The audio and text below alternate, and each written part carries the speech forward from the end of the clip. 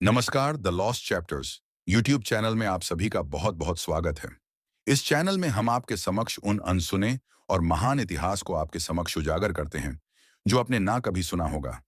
आज हम इतिहास के उस वीर और भूले बिसरे नाम की बात करने जा रहे हैं जिसका जिक्र आपको शायद ही किसी मंच पर मिला हो। ये हैं भाई कोयर सिंह कलाल, एक ऐसा नाम जिसने अपने समय में सेवा की अलग मिसाल पेश की, लेकिन इतिहास के पन्नों में कहीं दब गया। आज इस वीडियो में हम आपको भाई कोयर सिंह कलाल के जीवन, योगदान और उनके वास्तविक महत्व से रूबरू करवाएंगे। भाई कोयर सिंह कलाल, गुरुओं की गाथा के अमर इतिहासकार। 18वीं शताब्दी का पंजाब। यह वह समय था जब औरंगजेब के बाद दिल्ली की गद्दी कमजोर हो चुकी थी, लेकिन मुगल सत्ता का लोहे का शिकंजा अभी भी पंजाब की धरती पर कसकर जकड़ा हुआ था। गांव-गांव में अत्याचार, लूटपाट और धार्मिक भेदभाव आम बात थी। इसी कठिन दौर में एक ऐसे व्यक्ति का जन्म हुआ जिसने भाई कलम को हथियार बनाया और इतिहास को शब्दों में कैद कर आने वाली पीढ़ियों तक पहुंचा दिया। उसका नाम था कोयर सिंह कलाल। कोयर सिंह का जन्म 18वीं सदी में एक साधारण कलाल परिवार में हुआ। जन्म के समय उनका नाम बिशन सिंह या बिशन चंद था और वे अपने आप को काम्बोआ नामक मोहल्ले का निवासी बताते थे, जो पंजाब में था। कई लेखकों के मुताबिक इसकी बहुत हद तक संभावना लाहौर मानी जाती है। खालसा पंथ में उनका आगमन भाई मणि सिंह जी के प्रभाव में हुआ था। उनका मन हमेशा ज्ञान की खोज में डूबा रहता था। बचपन से ही उन्हें पुराने वीरों की कहानियां, गुरुओं की वाणी और युद्ध की गाथाएं सुनने का शौक था। शुरुआत में वे वैष्णव परंपरा से जुड़े हुए थे, परंतु जब बिशन चंद कलाल ने सिख धर्म की शिक्षाएं सुनी, गुरु की निडरता, न्यायप्रियता और सबको बराबरी का अधिकार देने का संदेश, तो उनका जीवन ही बदल गया। उन्होंने सिख धर्म अपनाया, गुरु गोबिंद सिंह के सिद्धांतों को आत्मसात किया और अपना नाम बदलकर कोयर सिंह कलाल रख लिया। गुरु गोबिंद सिंह के परम निष्ठावान शिष्य भाई मणि सिंह के साथ उनका गहरा परिचय हुआ। यह मुलाकात सिर्फ एक जान पहचान नहीं, बल्कि एक ऐतिहासिक मोड़ थी। कोयर सिंह अक्सर भाई मणि सिंह के पास बैठते और घंटों तक गुरु गोबिंद सिंह के जीवन की कहानियां सुनते। ऐसे प्रसंग जिनमें वीरता और त्याग का अद्भुत संगम था। कुछ घटनाएं भाई मणि सिंह ने स्वयं देखी थीं और कुछ उन्होंने सीधे उन लोगों से सुनी थीं जो गुरु के साथ रहे थे।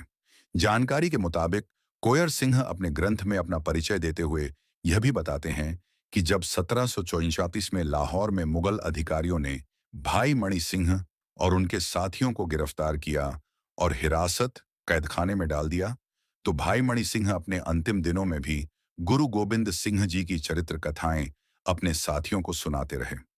उन्हीं प्रसंगों को सुनने का अवसर एक व्यक्ति को मिला और उसने यह कथा लाहौर निवासी कोयर सिंह कलाल ग्रंथकर्ता को सुनाई। इन्हीं सुनाई गई कथाओं के आधार पर कोयर सिंह ने अपना ग्रंथ रचा। कुछ स्रोत यह भी बताते हैं कि कोयर सिंह के परिवार में उनके चाचा गुरु गोबिंद सिंह जी की सेवा में रहे थे और वहां से भी उन्हें अनेक विश्वसनीय विवरण प्राप्त हुए। इन अमूल्य यादों और कथाओं को समय के साथ खो जाने देना कोयर सिंह को स्वीकार नहीं था। उन्होंने निश्चय किया कि इन सबको शब्दों में ढालकर आने वाली पीढ़ियों के लिए संरक्षित किया जाए। इसी संकल्प ने 1791 ईस्वी में जन्म दिया उनकी महान कृति गुरबिलास पातशाही 10वीं को।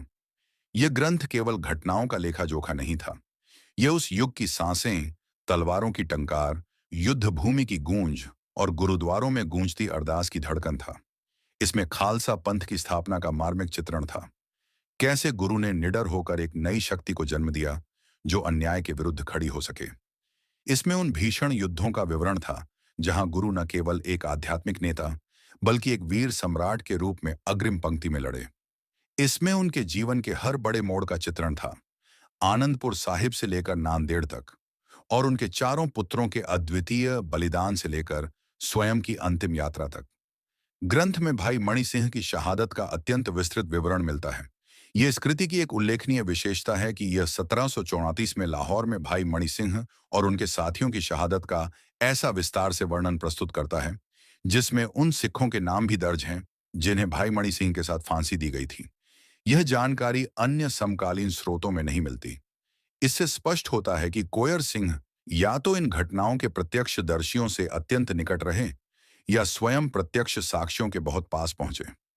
भाई कोयर सिंह ने घटनाओं को दर्ज करने के साथ साथ गुरु की रचनाओं की पुष्टि भी की, जैसे बचित्र नाटक, जाप साहिब और हिकायतें, साथ ही 24 अवतार, चंडीदावार और अकाल उस्तत जैसी रचनाएं। उन्होंने यह भी बताया कि हिकायतें वास्तव में जफरनामा के अंत में जोड़ी गई थीं। कोयर सिंह ने यह भी स्पष्ट रूप से लिखा कि गुरु गोबिंद सिंह ने आत्मिक उत्तराधिकार श्री गुरु ग्रंथ साहिब को सौंपा।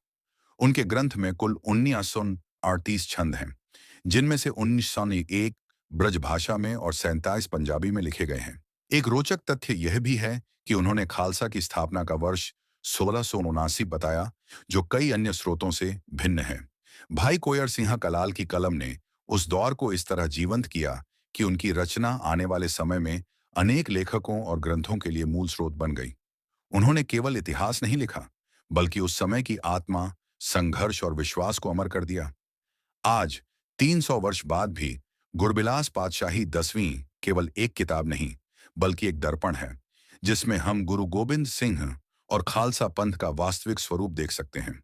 और इस दर्पण के पीछे खड़ा है एक नाम, भाई कोयर सिंह कलाल, जो इतिहास का प्रहरी, शब्दों का योद्धा और सच्चाइयों का रक्षक था। अगर आपको हमारी दी गई जानकारी पसंद आई हो, तो इसी तरह की नए नए अनसुनी गाथाएं जानने के लिए चैनल को सब्सक्राइब करें और बेल आइकन को प्रेस करना ना भूलें, ताकि हमारी वीडियोस की नोटिफिकेशन आप तक पहुंचे।